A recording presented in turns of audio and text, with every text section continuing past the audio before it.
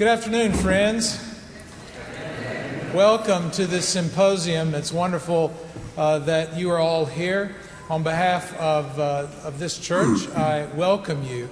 Glad that you're here to be with us for this enlightening and lively conversation this afternoon. And then following our conversation in here, then we'll have an opportunity to enjoy one another's company and to have a chance to visit with one another informally with some refreshments over across the way in Wesley Hall.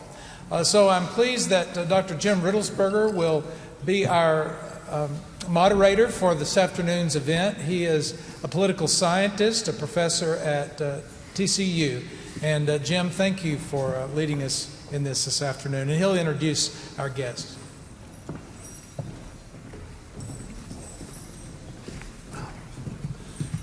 Actually, if you look at your program, you'll see that I'm Sharm Roberts. For those who are here, members at this church, Sharm is a member of the of our congregation, and she would be a much better spokesperson than I. But the scourge of the flu has hit her this week, and so at the last minute they asked if I would stand in for her. I'm delighted to do so. The only thing that Sharm wrote me was that she was very much regretted that she wasn't going to be able to say Cornel West's famous line, "Justice is what love looks like in public." Mm-hmm. And I think that's a nice way of framing our discussion today. We have three distinguished speakers today. I am going to introduce them kind of in turn.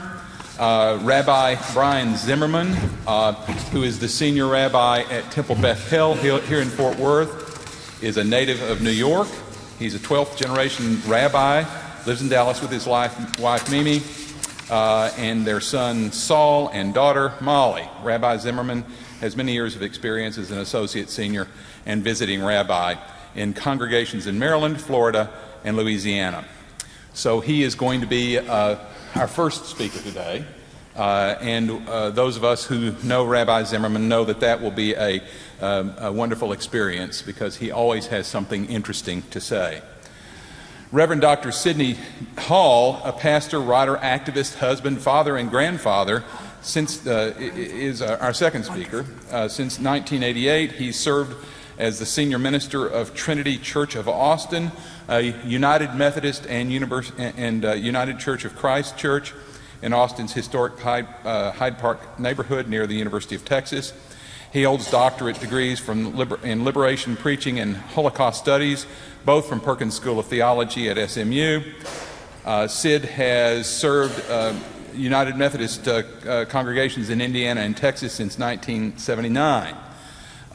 He is the author of Christian Anti-Semitism in Paul's Theology and Three Mystics Walk into a Tavern, a once and future meeting of Rumi, Meisler Eckhart, and Moses de Leon in medieval Venice. Dr. Hall is married to Mary Pratt, an Austin psychotherapist, and they have 4 grown children and 2 grandchildren. Finally, only finally because it's third, Imam Rizwan Khan serves as a missionary of the Ahmadiyya Muslim community, the oldest Muslim organization in the United States, which has been around since 1920. Under the direction and guidance of the spiritual system of the leadership of worldwide Ahmadiyya Muslim community, Imam Rizwan Khan has dedicated his life to serving Islam and spreading its message of love and peace. He has completed a 7-year missionary training program with emphasis on comparative study of religions from the Missionary Training College of the Ahmadiyya Muslim community in Toronto, Canada. He was immediately appointed to serve the Ahmadiyya Muslim community in the United States of America. He currently resides in Houston, Texas. We will ask each of the speakers to speak for about 15 minutes. You all listen attentively because after that we will have questions and answers from the audience. Without further ado, Rabbi Zimmerman. Thank you, Jim. And thank you to First United for hosting this and for having us here and making your home available and open to us. And thank you for making trips from Houston and Austin. I only had to drive about 5 miles and I just got here, coming from confirmation. So I was going to show up and say, I just made it. And I met you both and thought, Honored to be here, really honored to be here. Honored to be here without touching any one issue. Honored to be here on a week when we are reminded of the importance of social justice. Honored to be here on a week when we are reminded that we are called to action, especially when our world feels so broken, and when we are told by the majority culture everywhere, well, problems are elusive, they're beyond our means. So it's more important to come together. I'm only going to speak for a few minutes, at least that's my attempt, because the topic is so broad and bold. And of course we say, we're saying it's social justice, not social action. So if I can make that distinction as I understand it, many religious institutions have social action projects. So at least as we understand it in the Jewish community, we go, we help at a shelter, we feed the needy, we have what we call mitzvah days where everybody does a good deed at the same time. The greatest challenge, or the greater challenge, as important as all those things are, is how do we really dig deep and solve the real challenges? How do we get to the level of social justice? How do we move beyond Band-Aids, which are important, but go deeper? And that's, in the presence of a church that has really devoted itself to trying to find long-term systemic changes, even when those solutions seem elusive, is really a great honor. It's not easy. It's a challenge for our congregation. The topic is broad and wide.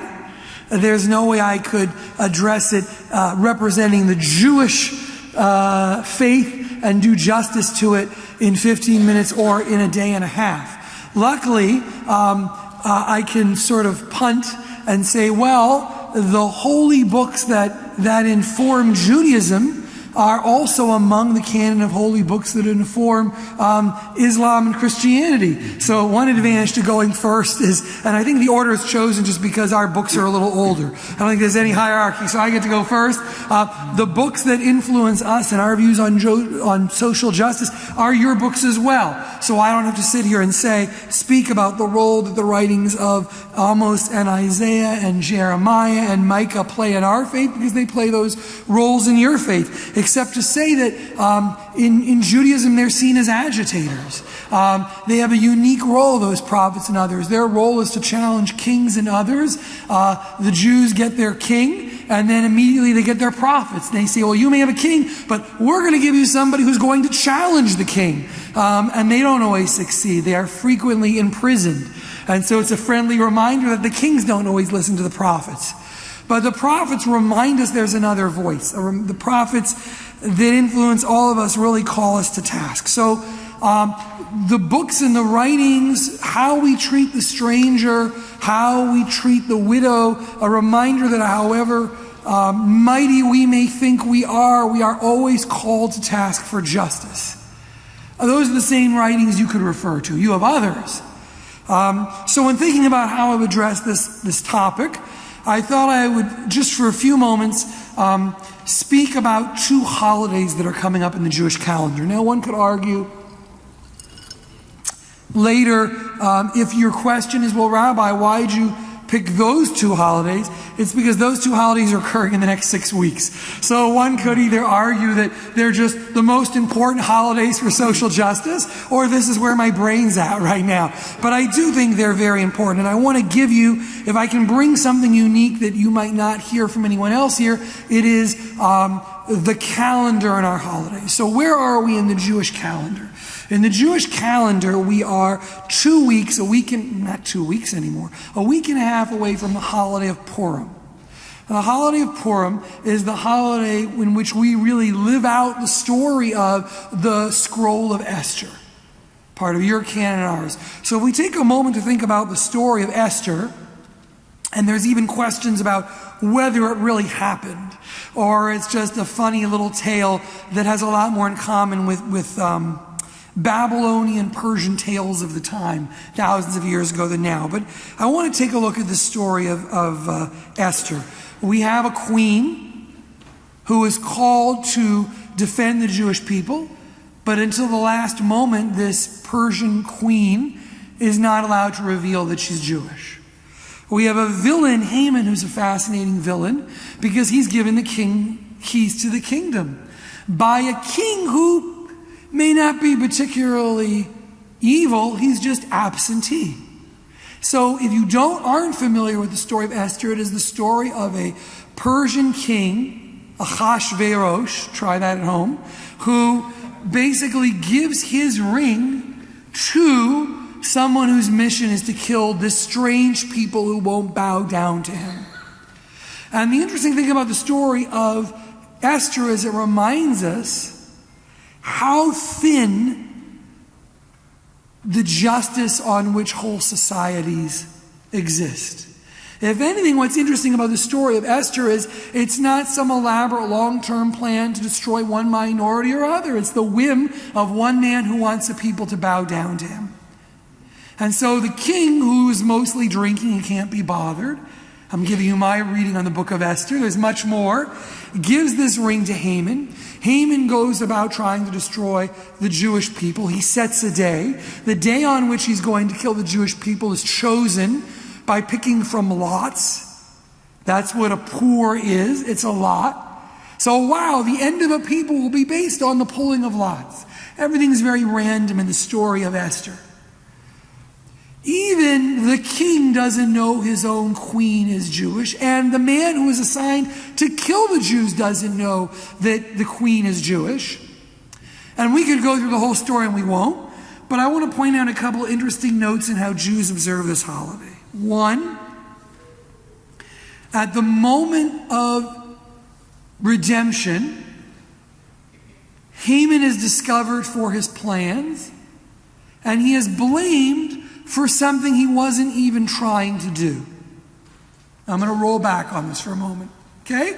At the moment of when Esther says to the king and Haman, there's someone who wants to destroy my people and wipe us out, and it's none other than your most trusted servant Haman, who is as shocked as the king. The king says, I'm going to go out and clear my head. So we know he's been drinking a lot. Figure out what to do. His queen, his most trusted advisor. When he returns, he finds Haman throwing himself at Esther, saying, please, I'm paraphrasing, don't kill me. I had no idea. Oh my gosh, take my life. Don't save me. To which the king says, will thou take my wife even here in my own bedroom? At which point they cover Haman's head and he's carried away. So if there ever was a story that talked about the whims of kings and queens and rulers and social injustice, it was a story in which justice is brought about, but in ironic fashion, Haman is killed for the one thing he didn't try to do, which is sleep with the queen. So it's not a real great story of wonderful justice. Now, how do Jews approach the story of Esther? In a way that is opposite of every other day. So if you haven't celebrated Purim with Jews, I could give you many more important holidays to visit. But if you want to have fun, come visit us at Purim. We make noise. Anytime the name of the villain is said, we take out noisemakers and we scream and jump up and down and stomp our feet, almost like a Mardi Gras, so that you can't even hear the story. And when we hear the name of the queen, we go, ah, we're the immortal, oh yay. But this isn't just the children's way. This is everyone's way who does it. So we make so much noise that you can't really hear the words of your neighbor. And if this doesn't sound appealing to you, I have many other members of my congregation, adults of different ages, who say, we're not coming, Rabbi. Don't take it personally. Purim's not our thing. So it doesn't matter what synagogue you go to and how they observe. This is how they observe. They eat cookies that represent Haman's hat or ear. They jump up and down and scream. All right? They yell out the name of the bad person, so it shouldn't be remembered. Purim is a day, and other faiths have these kinds of days as well, where all the rules are turned upside down. Because why? Because somehow the Jews didn't get killed, which is a little bit of Jewish humor. But I want you to think about that. Somehow good prevailed, evil didn't win, so let's have a crazy holiday where people drink or sing or dance or eat cookies and jump up and down and scream. And we can't hear the voices of our neighbor. 4 weeks later to the day, Passover occurs. Now, you might be more familiar with Passover, when Jews gather together in homes And they have a Seder, which is a ritual meal where our symbols tell the story of freedom. Okay, and many of you may be familiar with the symbols of a Seder. The glasses of wine, the unleavened bread, the representative bone, which represents the sacrifice. I'm not going to speak to the power that has in the Christian community, because I have other experts here who know about Jesus' days and a Seder and how those symbols are transformed. But for us, that day is a meal at home in which we reflect on the meaning of freedom. We say, you were slaves in the land of Egypt. You know what it means to be the stranger. And so you are commanded upon to open your doors and invite in the stranger. So that's a holiday where we do listen. That's a holiday where we're told, if you don't understand Hebrew, tell the story of Passover in your native tongue, whatever it is, English or whatever. You must understand what it means to be a slave, and you must understand what it means to be redeemed from bondage. Otherwise, you don't understand Passover. So we eat bread that reminds us we didn't have time to bake better bread, that we were slaves. Okay? We lean over when we sip from a little bit of wine because that's how royalty drank at the time. Everything's meant to help us understand what it means to be a slave or to have no one to advocate for them. And the reason I hold out these two holidays for you is because Purim is a day in which dysfunction rules. But Purim is only one day. And Passover is a day in which education and knowledge and dialogue and community, and in which we even invite people of other faiths to tell the story of their own persecution with us, are invited to our Seder, to our ritual meeting. Seder, the word for the meal we have during Passover, is order. And at Purim 4 weeks earlier, it's nothing but order. Why am I sharing these two holidays? Because listening is essential to social justice. Because hearing each other is important. Because it feels to me as if living in America now, it's one big Purim party. And what I mean by that is nobody has to listen to anybody else. We can find television stations to agree with us, whatever our view. We can hang out with friends who agree with us. We can try to seek out neighborhoods where people agree with us. And it plays out in a certain way in my congregation, which may or may not be unique to Fort Worth, which is we're nice and we're friendly and we get along and we're very polite, and everyone says in the nicest possible way, Rabbi, let's be polite, it's Fort Worth. But there's something wonderful about that. There's a lot of respect. There's a danger in that because it's easy to be polite when you never talk about all the issues that are gnawing at the core of our society, just below the surface. And so if Purim is on my mind, it's because I'm getting ready for Purim.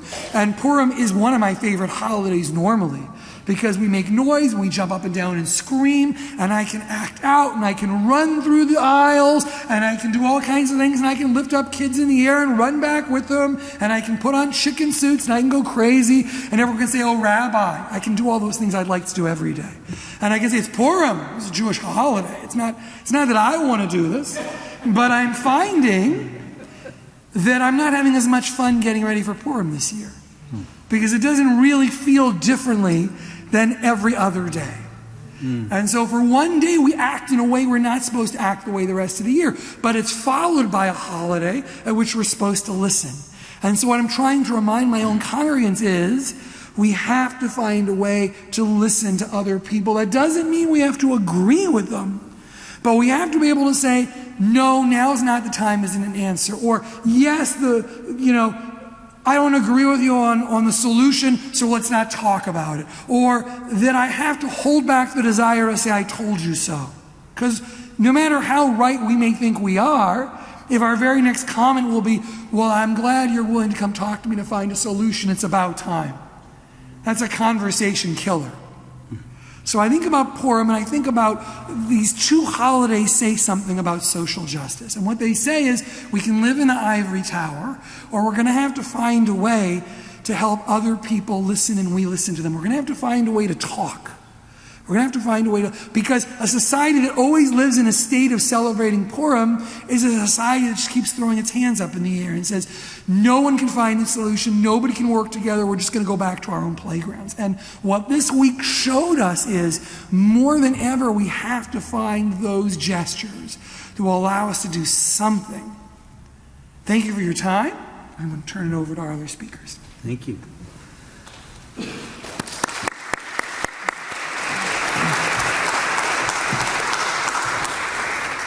Thank you for welcoming me. It's so great to be back here. I've known your senior pastor for, I don't know how many years, Tim, but a long time, since seminary.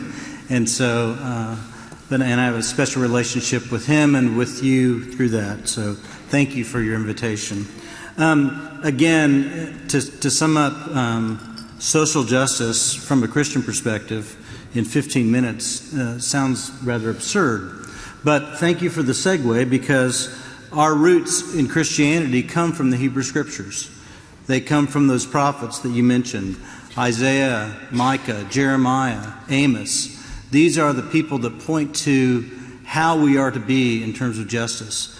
They go back to a time when they spoke truth to power, knowing that it was at great risk. There were prophets who were employed by the king, and prophets who shouted at the king out on the edge.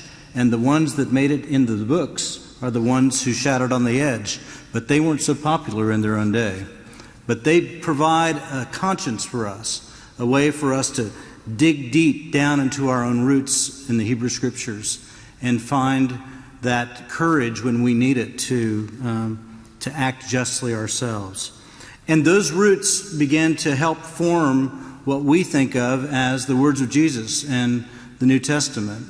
There are scholars now who say that if you don't understand that the Gospels are written in the context of speaking truth to power, then we've missed their meaning. I certainly did not grow up with that understanding of the Gospels. I heard the Christmas stories, the birth narratives, in the way most of us have in our culture, and they still bring incredible sentimental value to me.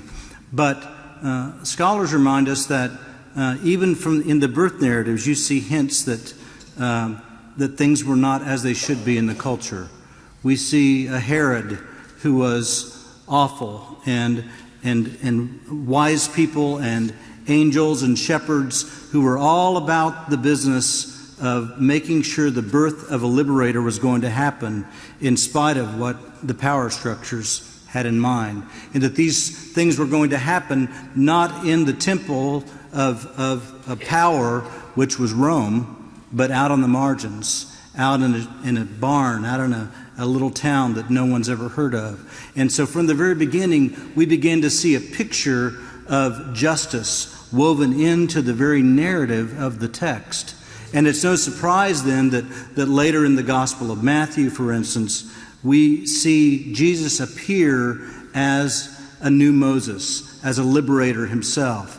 And the Sermon on the Mount is a replication in some ways of the Torah, and that's speaking truth to power. And then we also see in Luke that that Jesus is not so much the new Moses, but the new Isaiah. And even when he comes out of the wilderness back to his home synagogue, the very text that he takes in hand to speak is that passage from Isaiah, and I'll read just a little bit so you know what I'm talking about. Then Jesus, filled with the power of the Spirit, returned to Galilee, etc. He unrolled the scroll, found the place where it was written, "The Spirit of God is upon me, because God has anointed me to bring good news to the poor, has sent me to proclaim release to the captives and recovery of sight to the blind, to let the oppressed go free, to proclaim the year of God's Jubilee."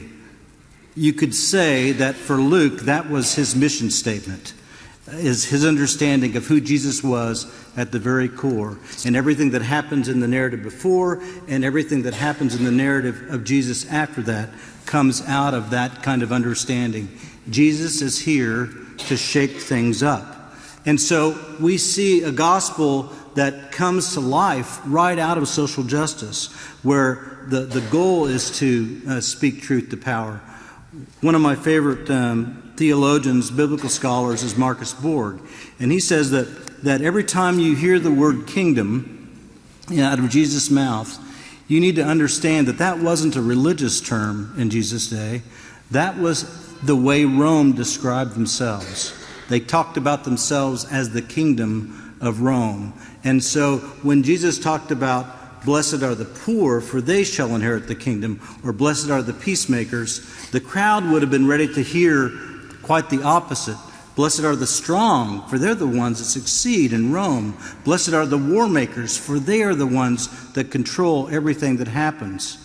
Even something like Palm Sunday, which as a child it was like, why are we celebrating this thing that leads Jesus to his death? That I never could quite make sense of it until I read, not that many years ago, that Pontius Pilate, on any Jewish holiday, would ride in from the west, Caesarea on the sea, where his office was, would ride in with the Roman legion, with the Roman eagle high up on a white stallion, and into Jerusalem to say, I know you all are having a nice party, but remember who's in charge. And then imagine the Passover, a celebration of throwing the Egyptians into the sea, right? Throwing empire over and finding liberation. That's even more urgent for someone like Pilate. And so then imagine a humble preacher from the hill country who decides on the same day that Pilate's riding in on a stallion to ride in on a colt or a donkey from the east. That was a protest. That was a statement about empire and about who God is in the midst of empire and who God is not.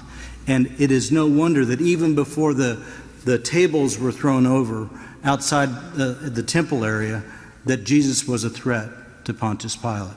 And so we see the hints of social justice right from the beginning in the Gospels. And then Paul, as he wrote about a church that was neither slave nor free, Jew nor Greek, male or female, envisioned a community that sat down at a table side by side, face to face, without one being over the other, where they all held everything in common, and where the most radical thing they did was to gather in a sense of respect and equality. But then something began to happen, as we know historically. In the centuries that followed, Christianity became Rome. Christianity became empire. And there's no room for social justice in that narrative when you are empire yourself. And so what was taught as social justice probably in the very earliest days of the church became doing good, charity for others, as you said, social action. And it was a safer way because it didn't require you to change the system, because to change the system would be to change the church, and the church was that which was in power by that time. But there were always voices on the margins, just as there were in ancient Israel with the prophets. There were mystic prophets in the Middle Ages who saw what was going on, who said, this isn't working. There are people being left out here, the poor, the oppressed, women, people from other religions who are being treated as infidels, and the list goes on and on. And those voices were not accepted as the mainstream in the church, but they were there.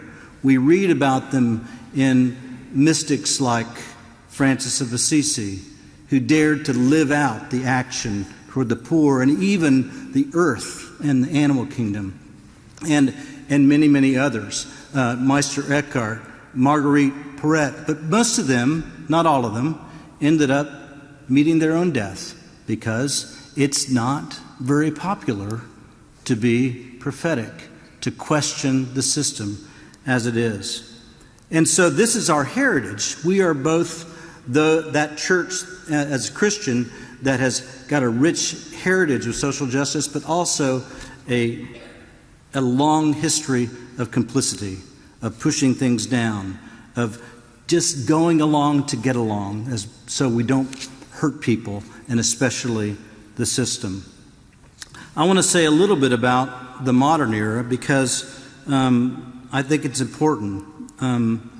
There are things that began to stir, not just within Christianity, but outside of Christianity. Things like the Magna Carta, revolutions that happened in various countries, revolutions that talked about things like equality.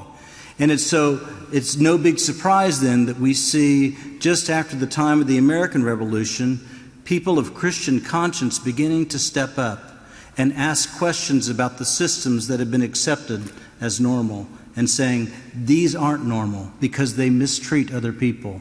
And we began to see images of the anti-slavery movement, women working for women's rights and to bring about equality, advocacy for the poor. Julia Ward Howe, who just after the Civil War wrote what we now know as the Declaration on Mother's Day. It was a declaration of peace on behalf of those who have been devastated by war, who had no other recourse, no place to go. Their husbands and fathers and sons had been killed, and there were no nets to support the family after that. And so she began to work for justice. But that's where we also begin to see a split in Christianity. In the late 1800s, we began to see as many mainline denominations, including our Wesleyan and Methodist roots, took on more social justice causes, not just on the poor, about the poor and women's rights, but also advocacy for labor and working hours and those kinds of things. We began to see another kind of Christianity emerge that pushes against that. And we might call that fundamentalism. And a guy named Moody developed tenets of that fundamentalism, and social justice was not included in those tenets. And from that point on, in our culture, we've had a huge split between what we would call today progressive Christianity that works toward social justice and evangelical Christianity or fundamentalist Christianity. They're not quite the same. And so we see that split even today. And I suppose that in recent years, advocates like who have been part of the cause of liberation theology, which emerged out of the 60s, very similar to the civil rights kind of Christianity that emerged in the South in black churches, that there was a movement that said, things are not right here, and we have to make them right. We have to work toward justice. And it harkens back to me to those words of Jesus, who said, as you've done it unto the least of these, you've done it unto me. And as you've done it not unto the least of these, you've done it not unto me. Of course, Jesus wasn't labeling them least. He saw God's divine face in their faces. But that was the label that society placed on the poor and the stranger and those who are on the margins. And he said, if you're going to treat them, however you treat them, that's how you treat me. One last image I want to give you that has been instrumental to me. My mother was someone who talked about social justice, and I didn't even realize that she was doing that. When I was a young child, growing up in rural Indiana, I had a friend that lived down the street, and she was what we would say back then, mildly mentally retarded. She had a disability that was related to a loss of oxygen during an operation on her heart when she was a small child. She was smart enough to know that she wasn't as smart as the other kids, but not quite smart enough to get the rhythms of how to fit in. And she was made fun of every day on the bus, every single day. And I didn't make fun of her because she was my neighbor. I played with her after school. She was a friend. But one day, I laughed at something one of the other kids did to her. And the bus dropped her off first, and about 5 houses later, as the bus moved around the corner, I looked out the front of the bus, and my mother was standing at the end of the driveway like this. And she said, she started wagging her finger before I ever got off the bus. I thought, this is not going to go well. And she said, do you know why I'm standing here, young man? And of course I said no, but I knew why she was there. She said, I just got a call from this little girl's mother, And she said, you were making fun of her on the bus. And I said, I wasn't making fun of her on the bus. And she said, this conversation's over. I want you to march over to their house right now, young man, and apologize to her and her mother. And I said, and her mother? And she said, go. This conversation's over.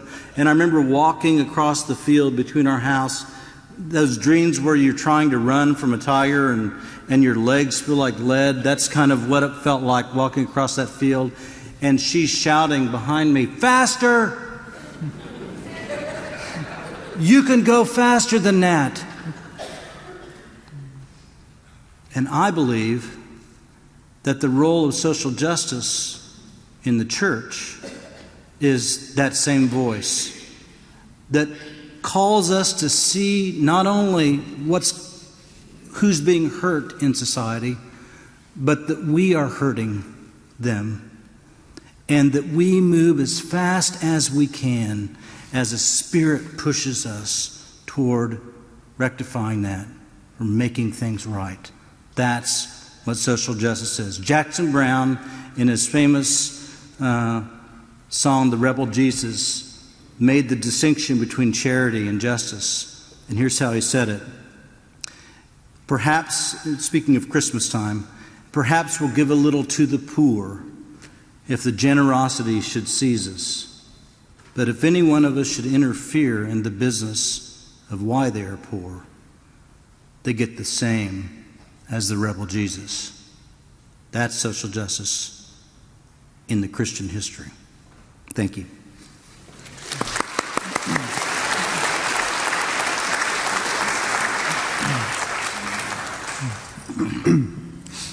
A'udhu billahi minash shaitanir rajim. Bismillahir rahmanir rahim. God Almighty commands in the Holy Quran that Inna Allaha ya'muru bil adli wal ihsani wa ita'i zil qurba, that verily God Almighty enjoins upon you justice and the doing of good to one another and treating one another like kindred and like family. In this verse of the Holy Quran, God Almighty has given us different layers of empathy that we are to practice in our lives. And it points out to us a human reality that exists within us, which is a reality that maybe sometimes we're not always comfortable with because it doesn't go according to our theories of what being a humanitarian is. And a simple example of this is how our circle of sympathy and our circle of justice is limited. For example, here in the United States, we have social injustices happen. We have things that happen which offend us. But similar things happen in other places in the world too, other places we don't have as much of a connection to. As an example, when there's an abuse of power by the police, when there are a few bad apples, and they abuse the rights of others, they do collateral damage. Whatever excuse they may give, saying that it was a necessary evil or whatever it was, we don't have much tolerance for it. At least we've run out of patience for it. But then when that same thing is done in another country, let's say the troops of our country do collateral damage and actually have a pattern of doing collateral damage, not where a couple of people, but again and again, many, many people are killed, innocent civilians. But there's a higher level of tolerance that we have for it. This also is something that we see when a terrorist attack happens. If a terrorist attack happens here in the United States that kills, let's say, about 10 people, it's a tragedy, it's unfortunate. And there's an outpouring of empathy, of sympathy from ourselves. But then a similar terrorist attack that happens in another part of the world, let's say in the Middle East or Africa or something like that, 100 people get killed, and perhaps it takes that many people for us to be able to feel the same thing as a society. Perhaps not as individuals, we vary and we're diverse as individuals, but as a society it is there. The way that our media covers it, the way that we react to it, these are the emotional realities of society. Now, from a strictly humanitarian perspective and a theoretical perspective, we could say that that's wrong. A humanitarian should love all human beings. Why should we feel different about the suffering of one person as opposed to another? And doesn't feeling more pain for the suffering of one category of humans as opposed to others make us perhaps biased in some way? Doesn't it seem objectionable? But what the Holy Quran has taught us is that this is a human reality. And this verse of the Holy Quran describes those different layers of our sympathy and empathy for people. The first level is what the Quran describes as justice. Justice is the basic responsibility that we have, to not wrong others, to not do anything that is an injustice to others. This is something that is a baseline. It doesn't require much selflessness on our part. In fact, it can actually be a full expression of a selfish desire. Because if we don't oppress other people, then we do so with the hope that they won't oppress us as well. So to not be oppressive is to be just. And it is something that can come from a purely selfish purpose. However, to be just and to promote justice is the bare minimum. If the only thing that we strive for is justice, then the moment we fail at it, we turn out to be wrongdoers. So there has to be a higher ambition than that. And this is where the Holy Quran teaches that the next level after that is what is described as ihsan, which means not just doing justice, but going above and beyond our requirements, what is a minimum for us. It means doing others favors at a loss to ourselves. This is the doing of favors to others. This is the second of the three levels. But this level also has some weaknesses in it. It has to come to an extent from selfless motives, but it can also be mixed with selfish motives. We see many times people, they do good to others, they do favors to others, but then they remind them of it afterwards. They try and get benefit from those favors afterwards. They rub it in that person's face afterwards. There can be a selfish expression of this. So the highest level which the Holy Quran has described is ita'i zil qurba, which is the giving to others in the same way that family members do to each other. That intimate and close and selfless love that parents have for their children and children have for their parents. When a mother gives to her child, she doesn't do so with any expectation of reward. In fact, if we were to tell a mother that even if you're not going to get anything back from your child, it won't stop her from doing good to her child, because it comes from a pure and altruistic desire, a human desire to do good to someone else. And in fact, to call that relationship or any aspect of that relationship a favor is actually an insult to that relationship. When we help our parents as adults, we never think that we're doing our parents a favor. In fact, we can't even do justice to everything that they did to us growing up. So a child who understands this would never consider what he does for his parents a favor.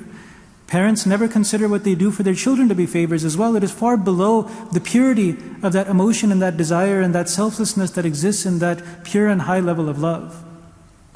Now, this highest level of love is something that is, of course, difficult to achieve. We see there are even parent and child relationships that are on the level of ihsan, that are on the level of favors. There are some parents who unfortunately remind their children of the favors that they've done to them and try and get something out of them. There are children who hold their goodnesses against their parents. These negative things exist, unfortunately. But this highest level of empathy, which the Holy Quran describes, is something that is within our human capacity to do. All of us are capable of doing it, with or without religion. And it is something that exists in just about every human being. It exists in all of us. These are the levels and layers that we all have. Now, we can take any person who is the most oppressive and mean person that we can think of, a person who does everything wrong from the perspective of social justice, who oppresses others, who promotes the oppression of others, who's misogynistic, who's racist, all of these things. You'll find these layers in those people. You can take the greatest monsters in society and we'll see that they're very close family members, they had good opinions of them.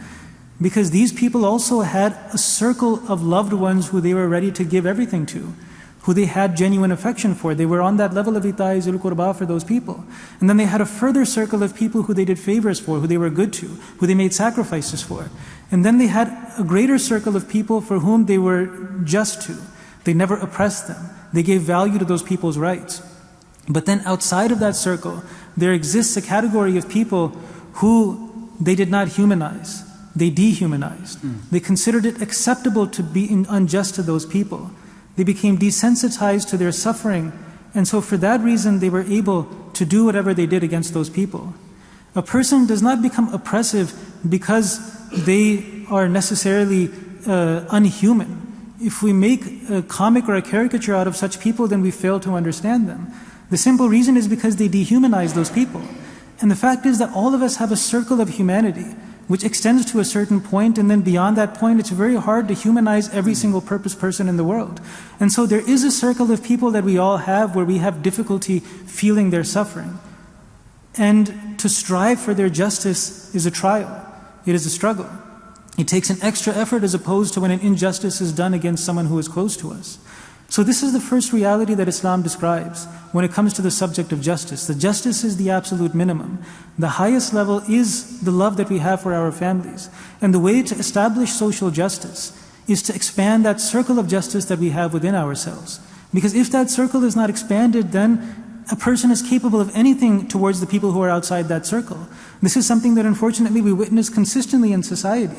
For example, when there is zero accountability, we see from perfectly civilized and good societies, young men who are raised in that society with a good education, with a good background, when they're sent off to war and they're put in difficult situations, certain cases where there is no accountability, where there is social pressure, they end up doing horrific things. They end up murdering women and children. They end up committing rape repeatedly.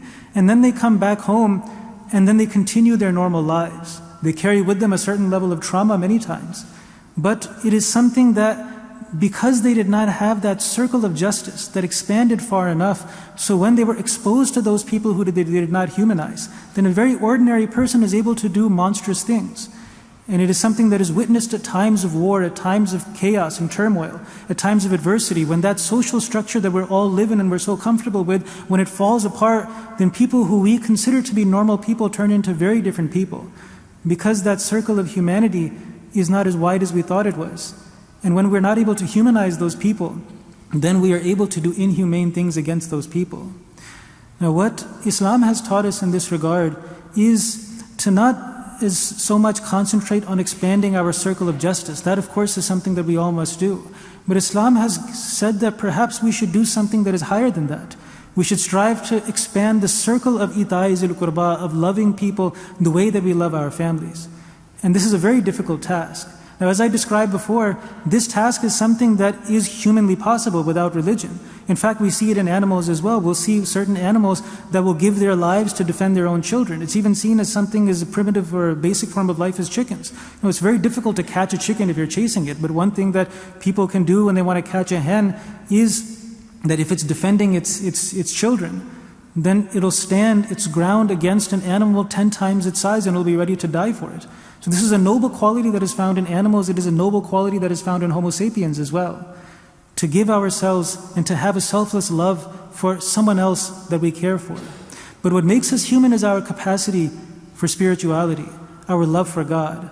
And what Islam teaches us is that the more we increase in our love for God, the more we start to take on the attributes of God Almighty.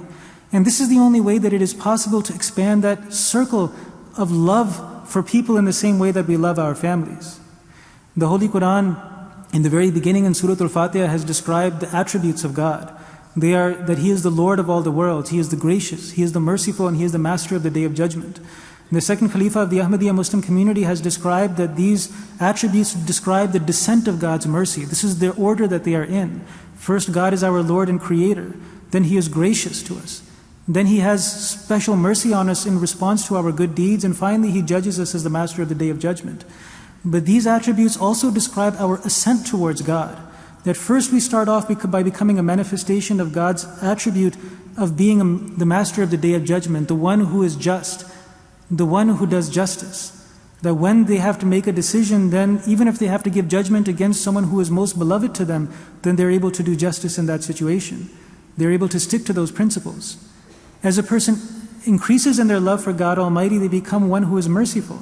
Then they become one who is gracious, not just merciful to those who are close to them, those who they love, but they have a grace which extends love to all people who are in their circle of interaction. And finally, a person begins to become a manifestation of God's attribute of Lord of all the worlds, that their love and their sympathy and their empathy starts to extend to everyone in the world. And that is something that is a very high level. Now, when we imagine how much pain is needed for that level, we can then understand why so few people are willing to go down that road. I mean, just look at the love that we have for our children. It involves a lot of stress, a lot of heartache. The level of love that we extend to our children means to worry about them, to concern ourselves with their well-being, to think about them, to try and advise them and to make plans and to work towards their betterment.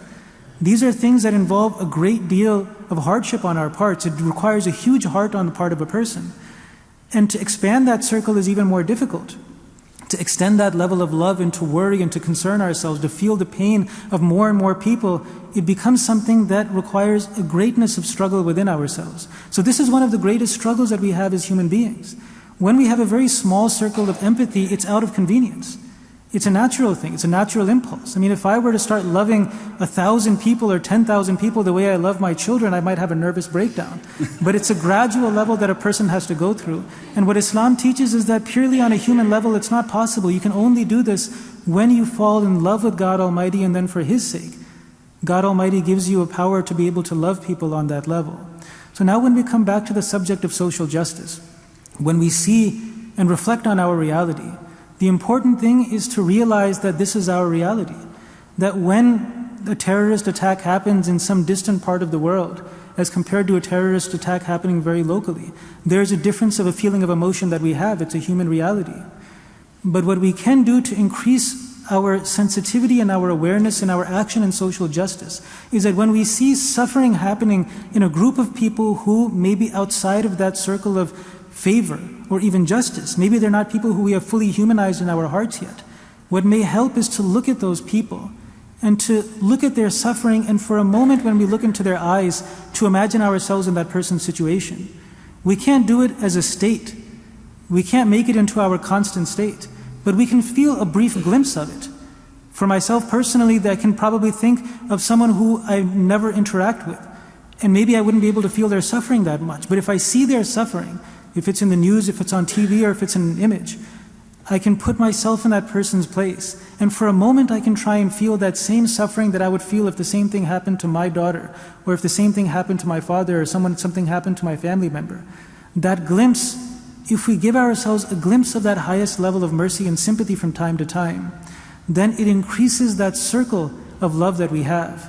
And slowly but surely, that dangerous circle where we do not humanize a certain category of human beings, that begins to disappear. And as that begins to disappear, then when we see social justice, injustices happen, then we become people who are advocates for social justice, not because out of formality we are going along with the wave of things, but because it comes genuinely and sincerely from within our hearts. So what Islam has taught in this regard, in this verse of the Holy Quran, is that for social justice to be established, it is important for us to begin to widen the circle of the highest levels of our love for people, so that then that lowest level where a person is weakest is eliminated. And that way we have a sense of justice and a sense of empathy for everyone that exists. And in that way, our love for creation becomes similar to the love that God Almighty has for His creation, and that He loves all of His creatures. So may Allah Almighty give us the strength and the wideness of heart and the greatness of heart to be able to expand our circle of love.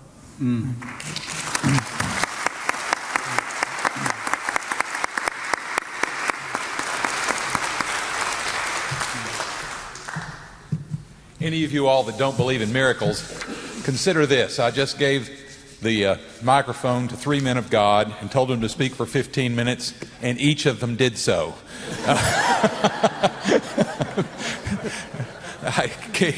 Miracles do exist every day. One of the things that has been of interest to me in recent years is our passion in the United States for getting DNA tests. I just got mine back a few weeks ago. It was very interesting. Brian, you'll be interested to understand that I'm part European Jew. I didn't know that until just the other day. Right. We're probably related if you want to, okay. But the larger point of all this, of course, is once we start looking at DNA, instead of pointing out how different we are, the more we look at it, the more we realize how much we're the same. And so one of the things that I think, if I heard a thread in the 3 commentaries for today, it's that there is so much more that unites people of faith than divides us, and that may be a beginning for talking about social justice in a productive way. We have a microphone down here if anybody would like to ask a question. We want questions, not speeches, but we're open to questions from people in the audience. Okay, well then I'm going to take a moment and ask one. Come on down. I'm going to take a moment and ask a question for our 3 speakers. Speaking of social justice in an abstract way is a safe thing to do. Brian, I think all of you, in fact, talked about speaking truth to power in different ways. How do we go about having conversations with people with whom we profoundly disagree? in such a way that we can actually make progress towards social justice rather than just, as Brian told us, end up with one media that speaks to one group and one medium that speaks to another. And I'll let each of you answer that question in turn. Go for it. So one way I think that we can do this is that before we disagree, it's important to agree on something. And we all have something that we agree on. So this is why the Holy Quran has also taught that although it is important to point out religious differences and debate those religious differences, because if we didn't debate them, then it means they're not important to us. Anything that's important to us, we should seek in a civil way to convince each other of it.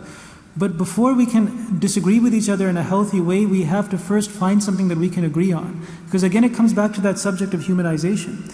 That when we are in opposite camps and we are in an echo chamber, then again we start to dehumanize people of the opposite group. And this doesn't just happen to people of different countries, it happens within our own country.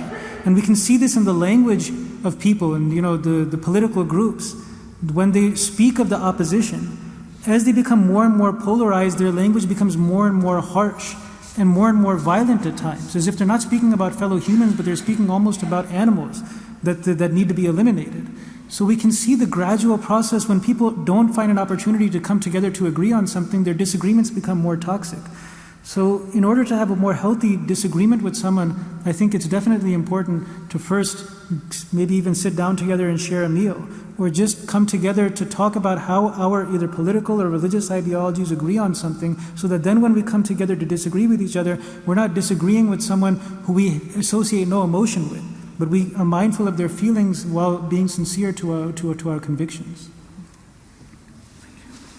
Yeah, I think that what the Imam said earlier about daring to extend to that farthest circle and to look in people's faces, to see who they are, to move from dehumanizing to human, to recognize theologically that they contain all of the mystery of God in their face, even when I absolutely disagree with them.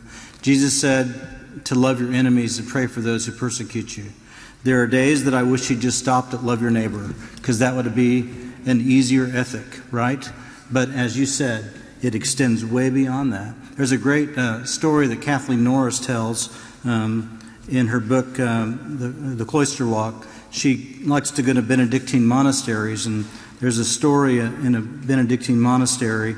And the Benedictines always are supposed to greet every stranger as Christ themselves. That's the sort of the Benedictine rule. And a young monk turned to the abbot one day and said, Father, do you ever tire of greeting every person who comes to the door as Christ himself?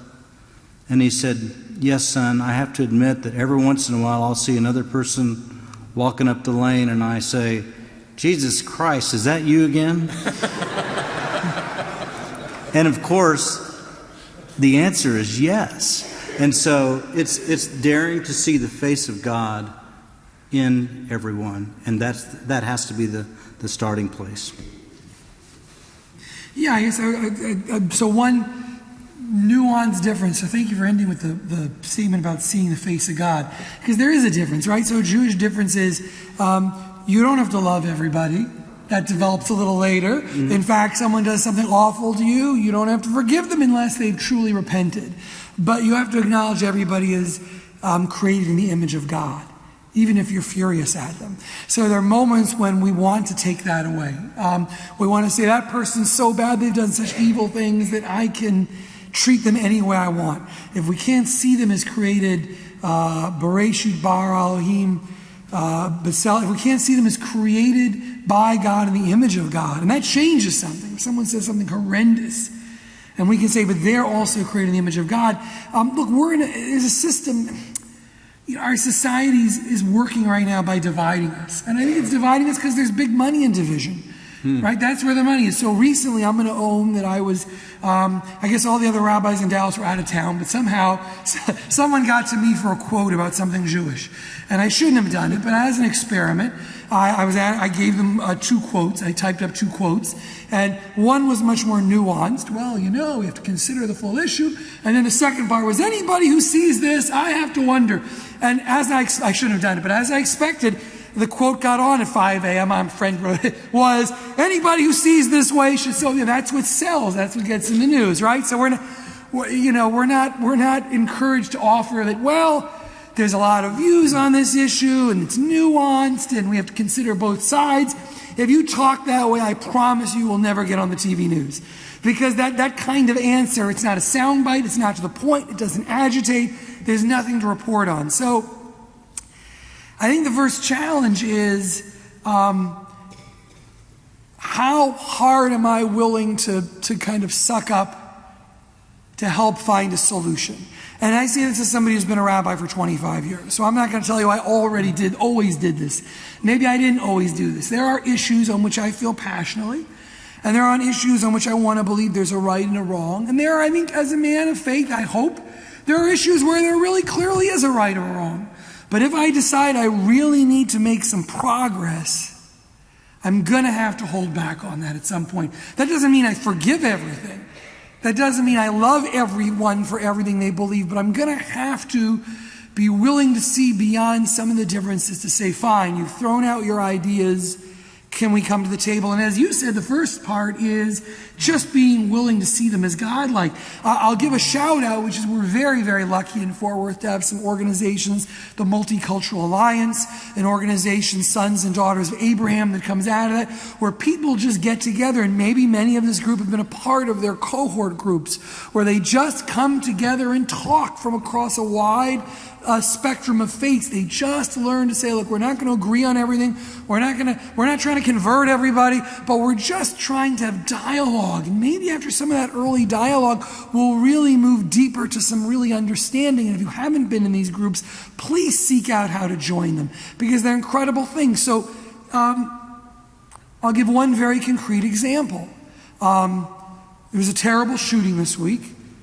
Everybody thinks they have the answer. Everybody's sure they have the answer. Or more importantly, everybody's sure about what the answer isn't. And as much as it would be easy for me to say, believe me, it'd be easy for me to say, you know what, guys, you have a brain, God gave you a brain, this is the beginning of the answer.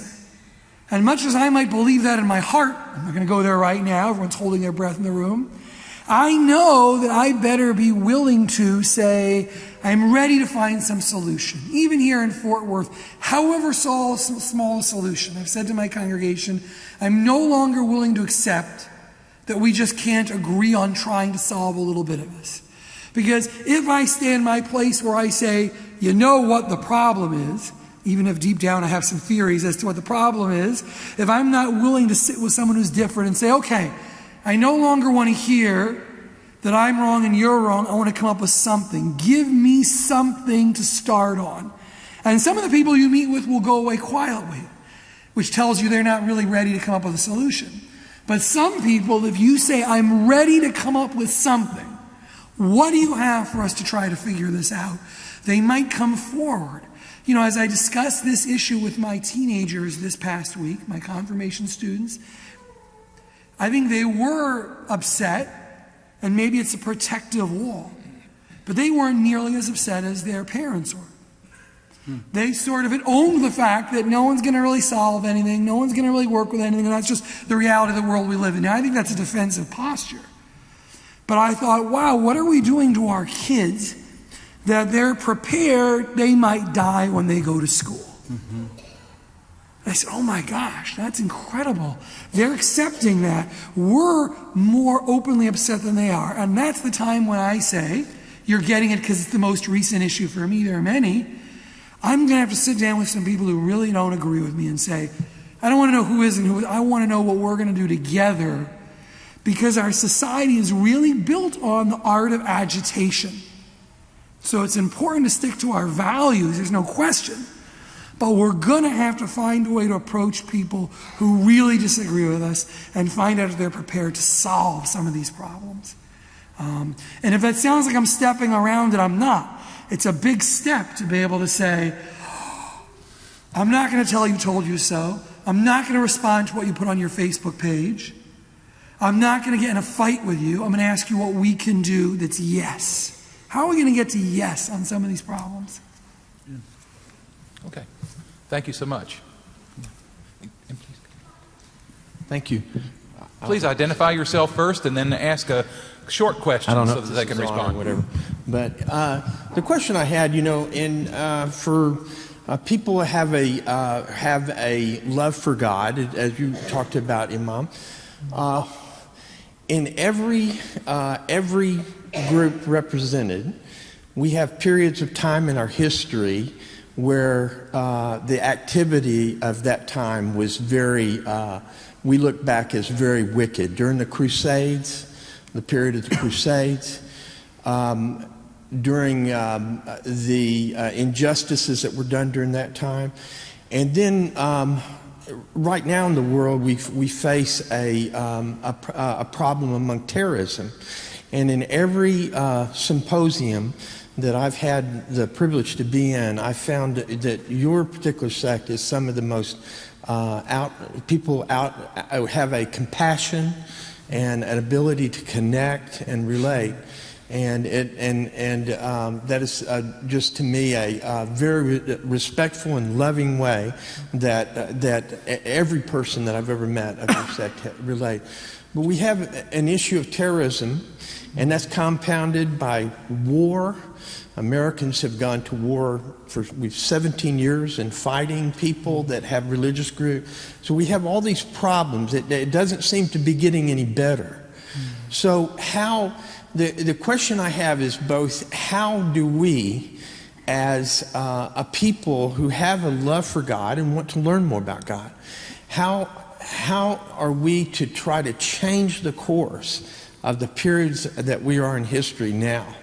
And in one, specifically, because I would like to know how the Arab community deals with the issues of other sects and that are more that have been violent or have done acts of terrorism, and how because of such a positive message that your group has been, how do we deal with this issue in America now? Okay. Thank you so much. Yeah. So as Muslims, our motivation to oppose terrorism is we don't even need any external or selfless motivation. The fact and the statistics are that groups like ISIS, for example, the vast majority of their victims are fellow Muslims. Although it may seem like they're waging a jihad against Christians or Americans, they kill more Muslims than anybody else. I mean, the vast numbers of people they've executed themselves, killed, they're all Muslims. So the Muslims are the ones who are the greatest victims of these Muslim terrorist groups, and they're the ones who are on the ground fighting against them. And this is something that it happens in every group. Whenever extremists rise from a group, they always hurt their own people more than anyone else. When white supremacists rose in Germany in World War II, they killed more white people than anybody else, because the first people to stand up against extremists within our group are the majority of common sense people within that same group. So we see that also with, in Japan, where people were extremists there with racial superiority, and they ended up killing more people who belonged to their own area, in Japan and Korea and China, than anybody else, and then it ended up killing more of their own people than anyone else. So whenever these kind of extremists rise, the people who have the greatest interest of opposing them are the people who belong to that group. And they're the ones who always stand up, and they're always the ones who take the most losses. Now, on your subject of why there's such a diversity throughout religious history of the way that people interpret, it's because whenever something is important to someone, they use that and abuse it towards their personal ends. So when religion is important to people in society, then they'll abuse religion to get to their political ends. Now, if you see, for example, I'll come back to the example of Germany in the 1930s. If religion had been important to those people, they would have used religion to get people riled up and doing extremist things. But religion wasn't that important in that century to those people. Patriotism was important. And that was abused and turned into nationalism, and that was used to get people to do atrocities. So it doesn't mean that patriotism is bad, it doesn't mean religion is bad, it means that evil people will always find ways to use something towards evil. Now, this may leave us the question with, what is the point of religion then? If Christianity can be a peaceful teaching and it is used to do horrific things in a certain century, if Islam can be a peaceful teaching and it is used to do horrific things in a certain century, there I'll give you the example of a simple document like the United States Constitution and Declaration of Independence. Now, in our history, in our short history of just a couple of centuries, there are decisions that have been made by the Supreme Court on the correct interpretation of the Constitution that today we would say is absolutely unconstitutional. That's the diversity of opinion that exists when people use one document to justify one opinion or the other. So the document is what it is, a religion is what it is, but people, based on their own motivations, come up with different interpretations. ISIS, they didn't just come up with this interpretation of Islam out of nowhere. They've been Muslims there for centuries. But as soon as a political vacuum and a state of chaos is created, then suddenly out of nowhere a politically motivated and extremist interpretation of Islam comes from that same region. It's not a coincidence. It has to do with the external circumstances that hugely fluctuate, that result in these extreme interpretations of religion and extreme interpretations of different ideologies. Would you like to add anything? Next question. Imam, thank you for the analogy of a circle. I never met you. I don't have the honor of talking to you. But so I checked my own circle, the diameter of the circle. Unfortunately, even though I'd been living in this town for more than close to 40 years or 35 years, I found you standing outside that circle. Well, for me, I have just recalibrated myself and I found it's very easy to increase the circle and be inclusive. But my question is essentially, if we go look around our own circles, we will find that not only personally, but religiously also, we all, community-wise also, we all are living not even only in circles, but in silos, reinforced silos and defending them. And when I hear about you, the statement of what is the fact, the question is, right now it seems that we are all speaking to the choir also. Question is, how can we go beyond those silos? How can we get those people standing outside our silos and our silos into their silos and their silos into our silos? Any ideas? Okay. I'll just say that having a forum like this is an excellent place to start, because we get to be with each other, and hopefully more than just a panel, but relationships will form. And maybe the most important thing that will happen here is some conversation that will happen afterwards while we're in the reception. And two people who didn't know each other from different backgrounds will say, let's get together. That may be the most important thing that happens here. Go ahead. Yeah. No, I was just going to say that, I can't think of anything I could add beyond what I had, initially said in the speech that would, answer that question in a way that, I think I addressed it as best as I could, but then there's only a certain point that I can take it to. And after that, I just don't have the answer. The simple answer that I can summarize is that it's really not possible until we do it for the sake of God Almighty, and that's where the need of religion comes in. Because as human beings, there's a tribalism that exists in all of us, and it's in our nature. It's probably in our DNA as well to form into groups, and then to find an opposing group, and then to work against them, and then work for our group, and that's just a pattern of behavior. But perhaps the only way to overcome it, which makes us rise above our humanity and makes us divine beings and godly beings, is when we become one with our Creator. And in the same way that our Creator does not belong to any family, nor does He owe anything to any group, so that universal love that comes from loving God would be extended to the way we look at His creation. Perhaps that's the only way that I can think of that we can reach that.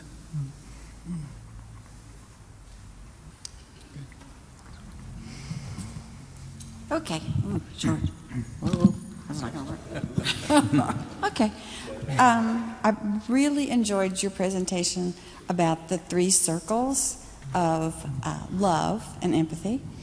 and particularly because I think that's actually sort of a useful tool to use with young people who become increasingly disenchanted with any religion and lack of practicing love. So this is a simple question. I have a copy of the, is it Quran? Yes. Quran? Yes. Okay. Quran, yes. On my Kindle, and I've been doing some reading, but I would like to know where I could actually find more about that particular concept. Okay. Okay, then I can meet with you afterwards and I can share with you some resources. Okay. Did you want me to answer right now, or did you want me to just share with you afterwards? I'd like to do. Maybe somebody else wants to know. Okay. I mean, it would be, there's just, so the points that I had shared, they come from the commentary on this verse of the Holy Quran by the founder of the Ahmadiyya Muslim community, and which has been expanded on by the second and the fourth Khalifa that came after him. So those books, part of it is translated into English, part of it is not. So afterwards I can share with you the book. So one of those books is titled Absolute Justice, Kindness and Kinship. So I'll share that with you. Yes. Wonderful. Thank you so much. Assalamu alaikum. My name is Hamza Suhail, and I absolutely agree that having forums like these helps us to promote discussion and expand our circles and open our minds to other opinions and things like that. However, I just wanted your perspectives on whether or not you believe it's better to discuss social justice from the perspective of faith or from a secular perspective. And if it is faith, then how would we account for religious discrepancies that occur, or more importantly, how do we account for those who don't align with any faith at all? Thank you. Okay, which one of you want to take that one on? Thank you so much. Wonderful question. It's your turn now. If everybody's, well, I'll say this. If I believe everyone's created in the image of God, I don't mean to make it sound easy, then to me, it doesn't matter whether they're a person of faith or not, they deserve all the basic rights and opportunities. And I will, we talk about circles, we only have so much bandwidth to use it. We only have so much room, and I admit that. So we can't be everything to everybody. But on a judgmental level, no, right? Everybody is equally deserving of my love and the right to a decent life and to basic freedoms. I think that there is a distinction between faith and secularism, or what some would say rationality, that is very, very dangerous. Because there are very rational, thoughtful, faithful people who are not people of faith, and there are some wonderful, loving people of faith. So I think even that distinction you drew is so interesting, right? Because that's the world we live in now. I'm concerned about a certain war on faith. And the reason I'm concerned about the war on faith is that the war of rationalists against faith have in their mind a very specific type of faith. A faith that is closed-minded, unscientific, bigoted, everything else. And they say, that's religion. Look what religion did. Let's go away from religion. I think that's the battle we have. I don't think it's a battle, and you'll excuse my one little shot, that's a battle on saying Merry Christmas in the supermarket, or whether the Starbucks cup has a cross or not. I think those are distractions that are consumerism disguised as religion. And I think when we lose those battles for a whole group of young people who don't see faith as anything but divisive, they write off faith. And then where will their moral, you can be moral and be secular, but where will the role of religion come from? And so we have an uphill battle in our country and in the media saying, there are a lot of people of faith who are loving people, who are open people, who devote themselves morning, noon, and night to making the world better. And we have to work to try to help those people. So I'm concerned about that. I think that's where we have to say, and I imagine everyone here would agree, that our love is for love of all people, whether they worship the same God or any God. And I think we have to be very clear about that. I think the loudest voices in the room, and I don't mean this room, but the loudest voices out there are the voices that are winning right now, that say there's a very narrow interpretation of faith and what faith does, and that's true of all of our religions. So I own that as much as a Jew. The loudest voices are the voices that are winning. And they're the voices that say we have a very narrow view of what religion is. And our voices are drowned out. And I think our country loses. I think we also have to do a sort of we have to be calm and not take the bait, if you will. And that concerns me. In other words, what is the TV show right now? What is the website? What is the place for a rational voice of faith? I'll let you think about that for a while. I'm sure if I give you 5 minutes, you can come up with one, but I think that's the challenge right now. So when someone gets really angry and says, can you believe that I'm going to post that right now? There is nothing about that on my Facebook page, whoever's there. Now, why? Because that's not the forum for it. Because anything that you can post in 2 minutes, by its very nature, is to jump on somebody else and fight back and forth. So we have to find the venues like this for thoughtful, calm conversations, because society isn't really giving them right now. It's like everyone almost has to slow down a little and take a deep breath, not take the bait when those little lines come out and those statements, and kind of say, let's stop and let's think about what you're saying. And it's very hard because of this divide, because of where, if I can use the word, the battle is being fought. So if I understand the question correctly, I think the answer would be that, the social justice issues, they have to be approached primarily from a secular perspective. And I think it comes back to the point of separation between church and state, or separation between mosque and state. Because social justice issues, they are related to law and the government to an extent. And many times there have to be laws made and restrictions made to protect the rights of people against whom social injustices are being done. So when those injustices are happening, then they have to be argued against not from a religious perspective, but on their own merits from a secular perspective. Now, one mistake that people do, presently it's happening many times in Muslim countries, even though this goes against the principle of Islam. The principle of Islam is la ikraha fid din, there is no compulsion in religion. So if a person wishes to enact a law in a country, they shouldn't say that we should do this because the Quran says so. They should defend it on its own merits. If something has to be defended just because the Quran says so, that means it is a weak teaching. It is a weak idea because it cannot be defended with its own reasons and just have to quote a book as if that's an authority in and of itself on a secular level. So this is something that to an extent we see rising in the United States as well. There are some very conservative politicians for whom it's favorable to their base when they say that we should enact this law because the Bible says so. Now that same law can be defended on its own grounds if they wanted to, but since it's popular to, they'll say because the Bible says so, we should do this. But that's where we impede on a separation of church and state.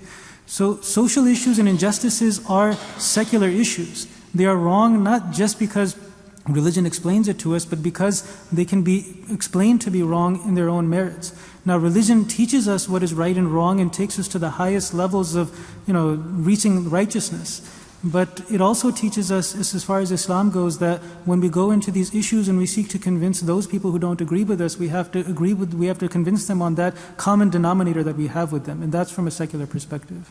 That's great insight. Very quickly, I'm going to kind of put you all on the spot here. What stereotype about your religion is the biggest barrier to understanding social justice? And what blind spot in your religion is a real barrier to social justice? I'm going to just throw that out there. Let you think about that for a minute. But let's take seriously this question.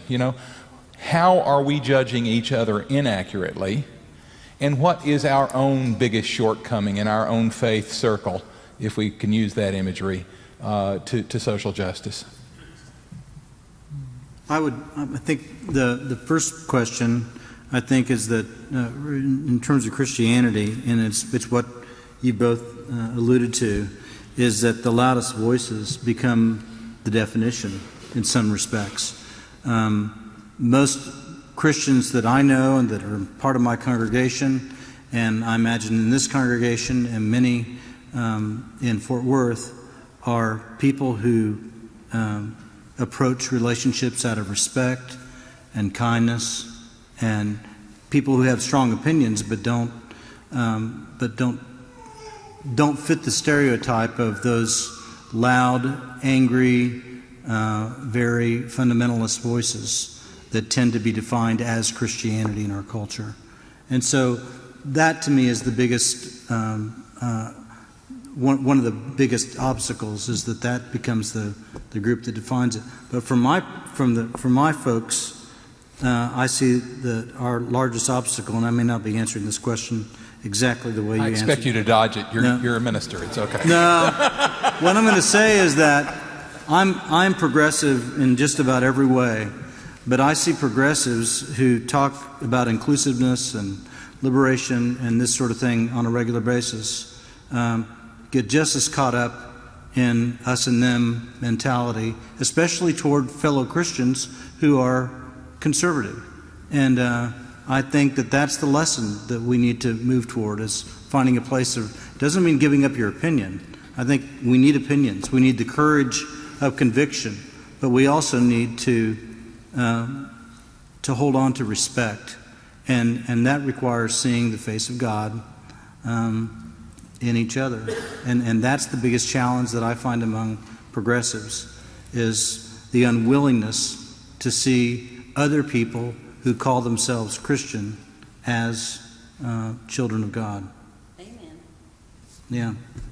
So I'm just going to jump in. My head's spinning for a moment because, thank you, that was beautiful, because I consider myself one of the biggest, strongest advocates for separation of church and state.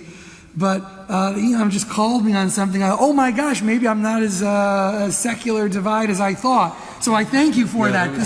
So where I think you're right. I think these issues have to be secular issues, and that we live in a country that should separate church and state. On the other hand, just speaking for myself, where those who don't believe question if people of faith can do any good. I am frequently asked by my students, do you really believe God opened the sea and all the Israelites went through? And then they say, well, let me show you all the historical phenomena that could have led to a sea going down. And I stop them and I say, it doesn't matter if you can prove it through science or not. And I don't really know how deep it was. And I don't know if God's breath really opened it. But I have a book that tells me that I must fight for the freedom of every person, because God said it isn't enough to be free. No, it isn't enough to worship me. You must worship me with the dignity of freedom. So I guess I would say, I'm not going to use that argument if I'm in front of the Supreme Court. But if I'm with other people of faith and not of faith, I'm going to say, there's no question that part of my fighting for freedom is because I have a story that tells me that people must be free, that God cares that we're free. So you got me thinking about that, and thank you. So I kind of meld them all together. So I think that's part of our struggle, is to say to the secular people we deal with, yes, I agree with you. I believe in science. I believe in all these other things. But I have a story about God freeing a people through the sea, and that influences all of my decisions, even if I don't impose them on you. Your other question actually was easier to me, which is, Jews have a long history, like everybody else, of being victimized. And I think that victimization allows them to justify a lack of behavior. So I will certainly meet Jews who go, well, yeah, we should look after everybody. We've got to look out of ourselves first. And I say, well, I'm not disagreeing with you, but why did you have to even say that? In other words, believing that people are always coming to get you allows you to justify unacceptable behavior. And we see that in nationalist movements. We see it everywhere else. Everyone gets to be a victim. Everybody gets to be a minority, and people are. And so I see that among Jews who can justify when they look the other way among Jewish behavior. Because they can say, well, they're going to get us. If we turn our back, they're going to come get us. Therefore, I can't be so worried about a little bad deed from a Jew over here. And I say that's terrible justification. So I would say that's the real thing that we have to deal with, which is they're always coming to get us, so why should I go worry about anybody else? Interesting. And I think in answer to the first question, the misconceptions that people have about Muslims, I mean, that's something that's very common and pervasive here in the United States, or people have misconceptions about Muslims. But we don't find it to be an obstacle in our work for social justice, because it actually ends up facilitating it, because then people actually want to see, when we go out and try and be active in helping people and, fighting for the rights of people, then many times it goes against the assumption that even well-meaning people have, that they actually are more receptive and more encouraging of it. So I haven't found it to be too much of an obstacle so far. To the subject of the blind spot that we have, I can think of a lot of blind spots that we develop just as a community, because of affluence, because of comfort, because of self-righteousness that can happen sometimes as well. The greatest trial that is described when it comes to the spiritual journey of a Muslim is when a person starts to become arrogant with regards to their own righteousness. And that can lead a person to become worse than the condition that he was in the first place. So that can make a person blind to the suffering of others because they look down on others as a result of what the little they gain from religion. But I think your question was asking something more specific, and I think I do need some more time to think about it. Okay. Listen, those were far better answers than I'd even hoped for.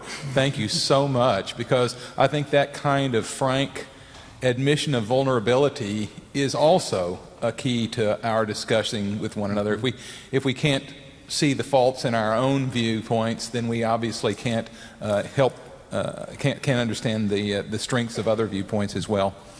I think are we coming to the end here? Do we have another question? Good. I just have a simple question. What's the purpose of religion? What is the core point of religion? Okay. Yeah, I mean, it's very simple. Okay, so I can start if you like. Go for it. Okay, so 1 minute answer. Oh my God. So religion, as Islam has described, has a very long history, and it goes along with our history as social beings. So, for example, someone was once recently asking that, we can figure out that murder and stealing is bad, so what do we need for religion? But that fails to understand what the actual broadness of religion is. Now, the thing is, imagine, there are different schools that are established. Some schools go up to elementary schools, some go to middle school, some go to university level, and some take you to PhD. Now, every religion agrees on what you teach up until 3rd grade. Everybody knows that 4 plus 4 equals 8. There's not going to be a whole lot of disagreement on that. But that's not the ultimate purpose of religion. The ultimate purpose of school is not to teach us arithmetics. We could figure that out sitting at home, but it's to facilitate us to get to the highest levels of education.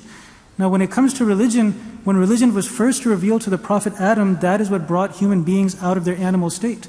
Before Adam came, murder was a complete mystery to people. In fact, in many cases, nature promotes stealing and murder. In many species, it is actually good for the dominant male to steal resources from everyone else and to even kill anyone who opposes him. So from a purely natural moral perspective, morality is very relative. And that natural and sexual selection favor actions that we would consider to be deeply immoral.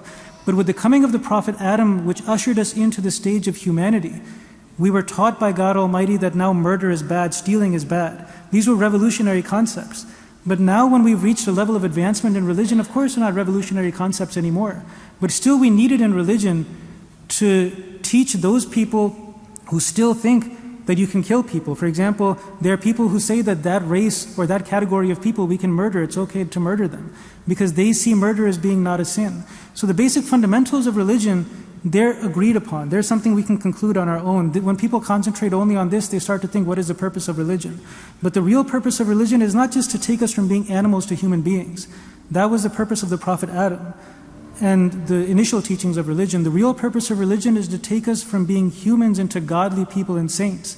And then when we go into the details, the PhD level of religion, we go into the fine details, for example, of what Islam describes on the details of spirituality, on the details of economic law, of family law, and all these things on how to create a peaceful country, a peaceful family, a peaceful harmony within ourselves. It goes into the depths of avoiding suffering and the deepest philosophies of finding ultimate happiness. So that's where the purpose of religion comes in that it provides that highest level of spirituality that cannot be discovered when a person is just sitting at home. We can learn science by taking a magnifying glass and going out into the woods behind our house. But we can learn a lot more by going through the textbooks that a formal education teaches us. So religion is meant to be that formal education. I have a small definition, I think, but it would probably require more discussion. But I'll say it. Religion, for me, is that which provides a mythological, historical, communal, and ritual context for working out our own meaning and purpose. That's it. It's both beautiful. Asking a rabbi to say anything a minute about the meaning of anything is like, yeah, it's a beautiful question, and I agree with everything I've heard. I guess I would only say slightly differently that same thing, but in different words, that there is an energy in the universe, and I believe that energy is God, and in all its ways, and each of us is called to some sort of covenant Have I figured out what mine is? I hope so, but I don't know. I could be on the wrong track. And my work every day is to hope and figure out what God asks of me, as God asks of each person, and to try to affirm that covenant and bring wholeness and holiness to the world and to others. I don't think we could do better than that, Tim. I think maybe it's time for me, the political scientist, to turn things over to another PhD in religion, Dr. Brewster.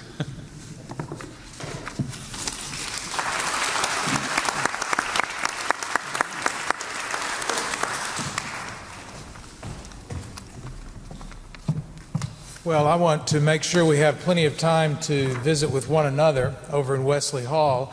I just want to express my thanks to you all. Think about all the insights that we got today. A Passover way of being in a Purim world. I love that. Yeah. Seeing in every other person the divine, the face of God. Living in a reality, the realm of God, in the midst of the realms of power. And the circles, moving toward the highest circles. I love the way you put it, the highest levels of our circles of justice, love, mercy, empathy. Beautiful insights that everyone in this room, I believe, can embrace and can love and put into practice in our own lives. And so for that, I'm so grateful. I'm grateful for you all receiving these questions. I was on this panel a couple of years ago when we did this first one, year and a half ago, whenever it was. And I know that experience, Brian, you were on that panel too, of having a question and we all look at each other, you know.